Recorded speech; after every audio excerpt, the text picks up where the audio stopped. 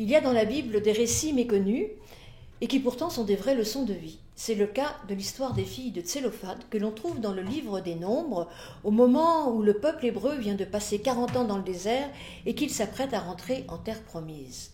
Ces filles viennent réclamer ce qu'elles pensent être leur dû, c'est-à-dire un bout de cette terre promise que leur père devait posséder, et comme il n'a pas de fils, eh bien elles réclament pour elles, alors qu'elles ne sont que des filles, ce bout de terre.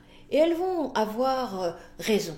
Mais au-delà de ce qui me plaît bien, c'est-à-dire des femmes qui réclament et qui arrivent à avoir ce qu'elles veulent, au-delà donc de ce problème d'héritage, il y a bien des leçons à entendre. D'abord la première, c'est qu'on nous dit que ces filles s'approchèrent. Alors elles s'approchent certes du centre du campement, là où se trouve Moïse, le grand prêtre, et tout le monde, elles se mettent bien en lumière pour réclamer l'héritage de leur père. Mais elles s'approchent aussi les unes des autres, elles nous donnent ainsi une belle leçon de fraternité. Pour une fois, enfin, dans la Bible, les frères et sœurs, au lieu de se disputer, au lieu de se déchirer, eh bien, s'entendent. Elles s'entendent tellement puisqu'elles parlent d'une seule voix. Ainsi, le fait de se rapprocher, de s'entendre, leur donne une force que l'on ne retrouve pas ailleurs. Elles nous invitent, nous aussi, à nous rapprocher plutôt qu'à nous déchirer. Ensuite, elles ont l'intelligence de pointer un manquement dans la loi. C'est assez fort parce que cette loi vient d'être donnée par Dieu à Moïse. Elle pointe cela. Et pourtant, et d'ailleurs même plus, Dieu va les entendre et Dieu va dire « elles ont raison ».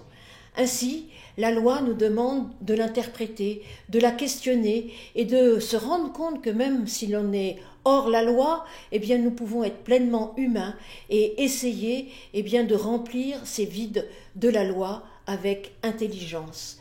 Et enfin, ces femmes, ces sœurs font quelque chose de tout à fait contraire à tout ce qui se passe jusque-là dans ce désert, c'est qu'au lieu de murmurer, au lieu de regretter, au lieu de dire avant c'était tellement mieux, au contraire, elles se tournent vers l'avenir. Elles préparent l'avenir puisque cet héritage qu'elles réclament n'existe pas encore, puisque c'est un bout de terre, d'une terre qui est de l'autre côté du Jourdain alors qu'elles sont encore dans le désert.